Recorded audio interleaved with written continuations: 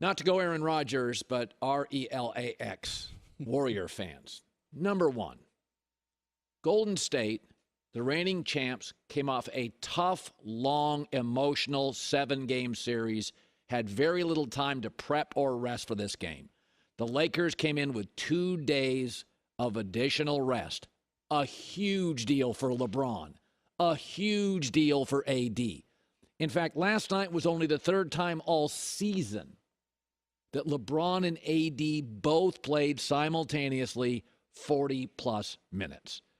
The Lakers stars were rested. They had a nice game plan. Let's be honest. Golden State didn't even have a defensive game plan, and they jacked 53 threes. They didn't have much of an offensive game plan. They've done this before. They let the series come to them. So that's number one. You got a rested, focused, underdog Laker team with a real game plan. Number two is the Lakers are going to shoot more free throws in this series.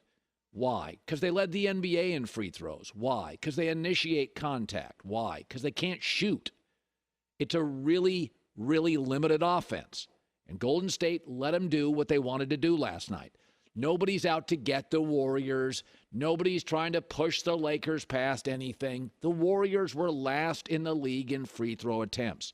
And on a night without much of a game plan, jacking 53 threes, that's what it looks like, a massive free throw disparity. Now, that said, you got to make Anthony Davis at least work for it. But again, Looney only played 29 minutes. Draymond Green in foul trouble, only played 34 minutes. The Warrior stars, Wiggins didn't play very much, 33 minutes, and he was awful. So you got to put more length on the floor. They will.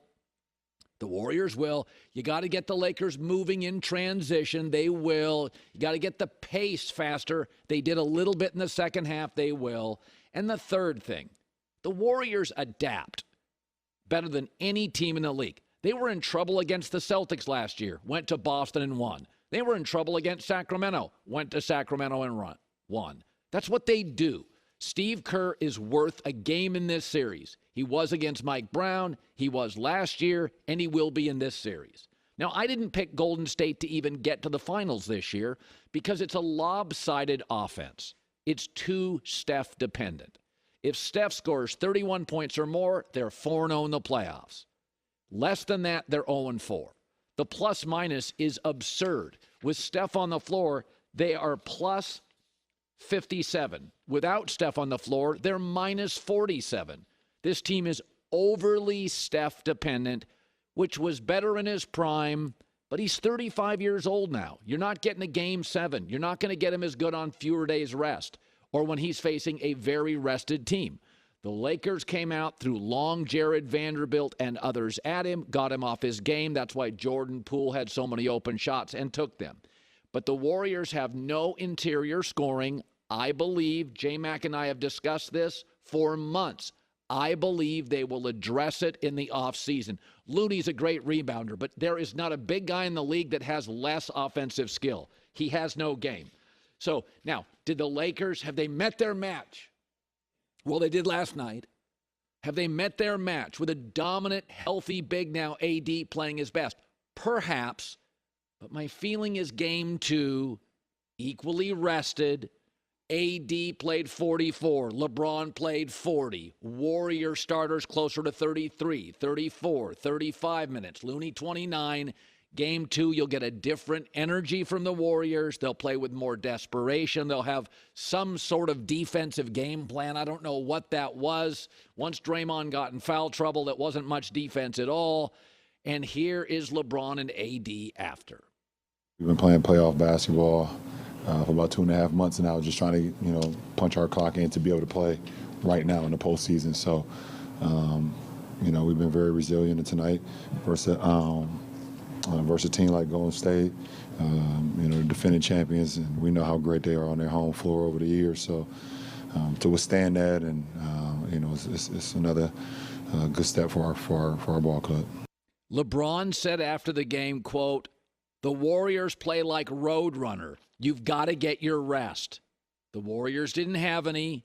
The Lakers had over 2 days extra rest. It's not an excuse. It's a reason. This team adjusts. But Anthony Davis is going to have a great series. We have predicted it. It was better than I thought, but it should be noted, I'll get to this later, look at his second half efficiency compared to his first. He wore down and historically has. Okay, so Joel Embiid, a lot of people rooting for him to win the MVP. He's a funny guy. He's been great. Big personality. He's good for the league. He won the MVP.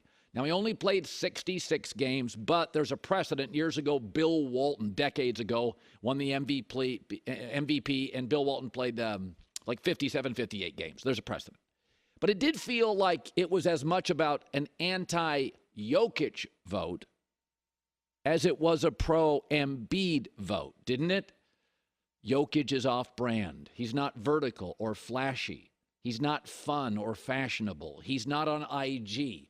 He felt completely out of place at the All-Star game. It was embarrassing. Embiid is the NBA brand. Big personality, funny, big game, dunks up and down the floor. He's a fun watch. The league and the voters did not want to give dull and efficient Jokic a third straight MVP. MJ didn't get one, either did LeBron. But it's not that Embiid won, it was a landslide. 73 votes to 15. Wait a minute. I was lectured for years about the triple-double. That's why Westbrook won, how valuable the triple-double was. Over and over, nauseating the value of the triple-double. I said, if it was so big, why don't we talk about Oscar Robertson? If it's so great, then why isn't Russell Westbrook a winning player? On and on, I was lectured about the value of the triple-double. Well, that's kind of Jokic's thing. That's his department. He averages basically a triple-double. Apparently, it doesn't matter anymore. I've been told analytics are everything. I have scoffed at that. I have for years said analytics are great, and for the regular season, the volume game, I get it. Get to the playoffs. We saw it last night. Bigs beat smalls. Twos can beat threes. Rim protection, resiliency, basketball IQ means a lot more than I shoot more threes than you. But I was told by the experts the value of analytics are everything. Well, Jokic has better analytics. PER, win share, all those things I've been told are so valuable and that I've rolled my eyes at. So, for the record, triple doubles now don't mean much, right? Analytics are only part of the story. Okay, that's what I said for years. This was not a vote just for Embiid. It was a vote against Jokic. Jokic was part of a number one seed. He played more games, more rebounds, better analytically, the triple-double. And the vote was 73-15. I'll say what I said with Westbrook. NBA voters, and this is fine. I'm not outraged by it. They vote on stories and who they like and what's the better narrative. And in that case, it's Embiid. He is more fun. He's more on brand. He's a joker. He's a fun, active player that can do so many things. He's got a little bit of Shaq, a little bit of Wilt, and I'm happy for him, right? But be careful in life for all you politicos and all you sports experts, what you lecture all of us small voices on. Triple-double is everything. Okay. Apparently not. Analytics are so valuable. I rolled my eyes. Apparently not. It's not that Embiid won. It's that it's as if Jokic didn't play more games, or really, if you look at all the stuff I'm told that's so valuable, didn't really stack up. Oh, he did and more. I can be happy for Embiid. I really am. And Philadelphia's fun. That win the other night, Harden, Maxey, Harris, Doc. I like Daryl Morey. I like Phil. I don't trust them in big spots, but they're fun. They're good for the league. But this vote did feel just as much anti-Jokic as pro-Embiid. Here's Joel after. I don't even know where to start.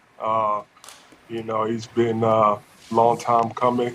A lot of hard work. I've been through a lot.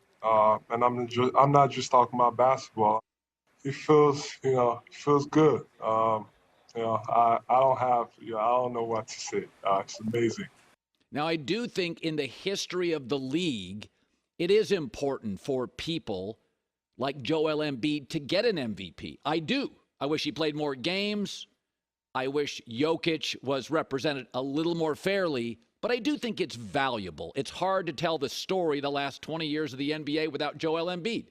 I do wish his team was the number one seed. Jokic was. I do wish he would win more in the postseason, but Jokic has neither. So I'm not anti-Joel Embiid. I mean, he's very, very valuable. But that triple-double thing, for about 2 years, I was told the value of it. I roll. Now, apparently, it doesn't mean that much.